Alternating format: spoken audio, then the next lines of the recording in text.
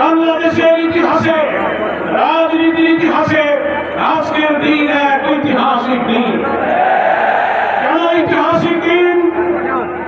মুসলিম উম্মাহর নেতৃত্বদানকারী দেশপ্রেমিক সকল ইসলামী দল, ব্যক্তিত্ব, স্কলারদের মধ্যে ভিন্নমত থাকা সত্ত্বেও আজকে একটি ঐতিহাসিক ঐক্যের পরিবেশ এবং সম্ভাবনা দেখা দিয়েছে।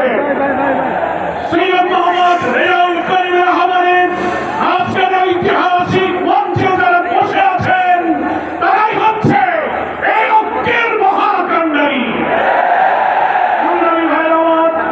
আজকে নেতৃবৃন্দের উপস্থিতি এবং পীর সাহেবের সংগ্রামী ভূমিকায় তিনি আজকে নতুন ইতিহাসের সস্তা হয় ইতিহাসে তার নাম সান্নাত করে লেখা থাকে।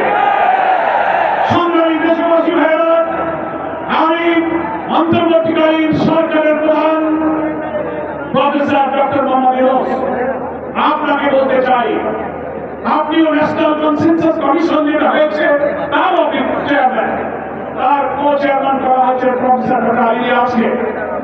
আর নির্বাচন কমিশনের প্রধানকে আমি বলতে চাই, আজকের এই সমাবেশ থেকে, এই জনসমুদ্র থেকে এই বার্তা যদি আপনারা বুঝতে ভুল করেন, পিওর পদ্ধতি ছাড়া নির্বাচন বাংলার মানুষ কবর করবে না।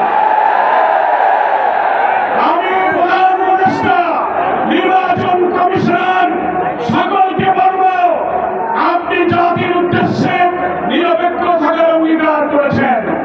আপনার অঙ্গীকারের প্রতি আপনি সাবধান থাকবেন।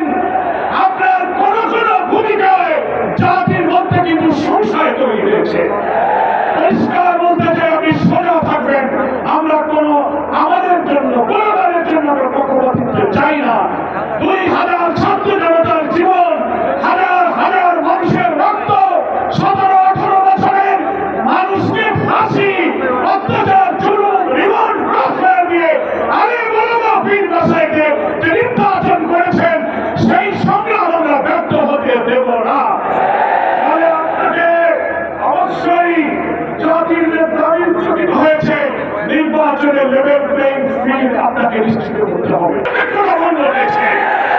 আপনাকে বলতে যে আপনি সোজা থাকুন, রাজনৈতিক সংগ্রামে আপনি রোষ করেন, ওই সকল অধিকার সবার আছে, কিন্তু আপনি এক জায়গায় কথা বলে মন্তব্য করবেন কেন?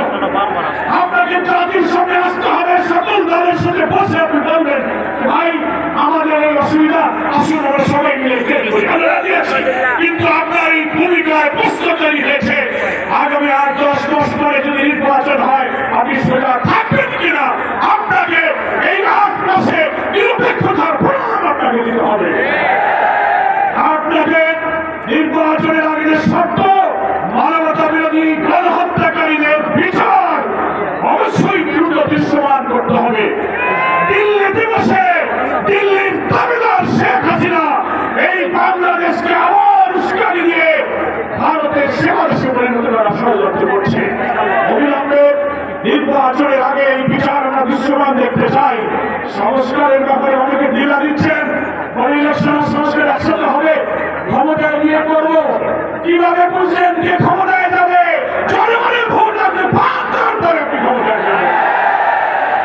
এই ফাঁসিবাদী আমলের রাজনৈতিক সাংবিধানিক সরকারের যে কাঠামো তৈরি হয়েছে বাংলাদেশে, এই কাঠামো তছনছ করে দিয়ে নতুন বাংলাদেশের নতুন বন্দোবস্ত এবং কাঠামোর জন্য অবশ্যই মৌলিক সংস্কার প্রয়োজন।